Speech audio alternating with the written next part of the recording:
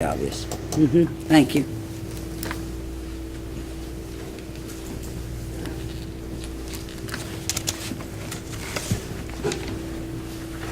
Anybody else? We got you. All right. Yes, ma'am. Something was mentioned about drinking. Yes. I mean, depends on the circumstances, but I mean, I have this slant against drinking, but again, I don't know the circumstances. And they were talking about drinking, and this gentleman up front said drinking or being drunk.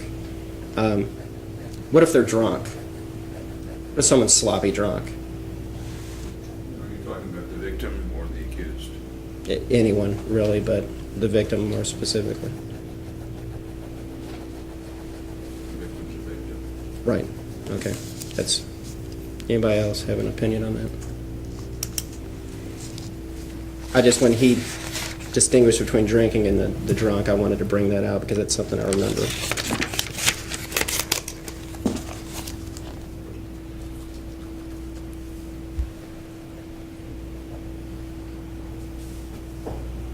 Ladies and gentlemen, I have no more questions unless anybody wants to ask me a question before I sit down. Thank you for your time. Mr. Stewart? Thank you. Judge Berkman, counsel for the Commonwealth, counsel for Justin Berry. Good morning. My name again is John Stewart, and I have had 3 cups of coffee. And I'm not going to be long. Just like Elizabeth Taylor told her last husband. The good thing about going last is that a lot of the questions have already been asked, but there are just a few I would like to go over with you.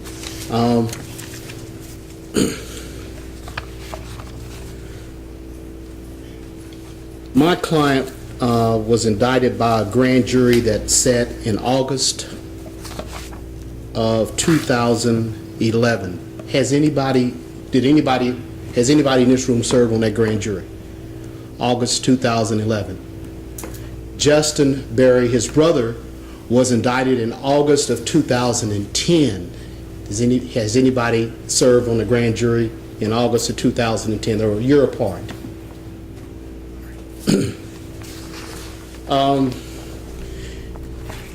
Is there anybody here who served on the grand jury?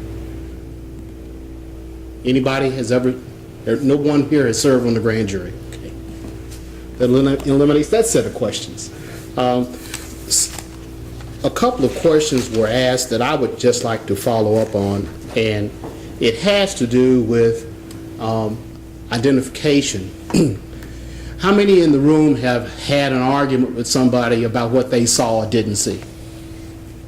How many of us have honestly had a disagreement with somebody of, I saw this, no, it didn't happen that way? Is there anybody who's not had a disagreement like that? All right. People see things differently, am I correct?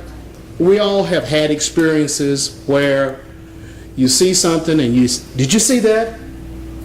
And somebody else, I didn't see that. Or, I saw it happen this way. No, it didn't happen that way. That's what this case is about, misidentification. Now, knowing that that's what you're going to hear this case is about, is there anybody who would not rather settle on this case? All right. We've got your answer, ma'am, and thank you for your candor. But it's, what we're trying to do is get a fair jury. And we need to start this trial with nobody having a preconceived notion about what they're going to do.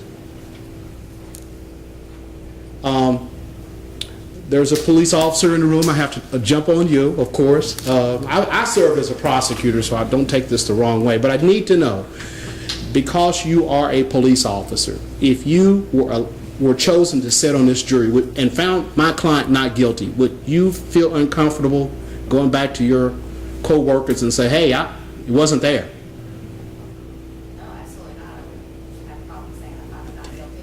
Have you ever been involved with a case in which a defendant was found not guilty?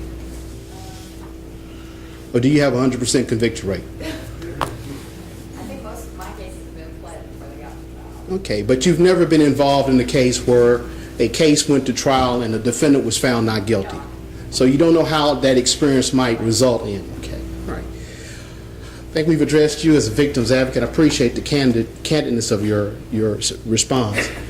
As you probably tell by this time, you kind of see where we're going with this case in terms of making sure if you're chosen to sit on this jury that you can set aside all the preconceived notions about jury trials, guilt or innocence, and judge this case based upon what you hear in the courtroom over the next couple of days. Okay.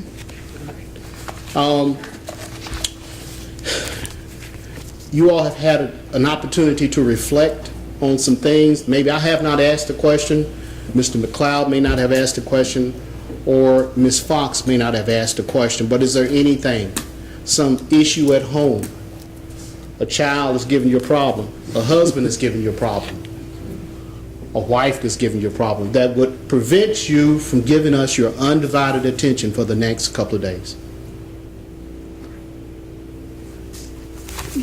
I'm sorry. I think you want to approach, because I think we know where you're going on this case. Okay, would you like to approach anybody else? We do this so you don't feel like you're getting embarrassed. Okay, Your Honor? Yes. Court. Come up.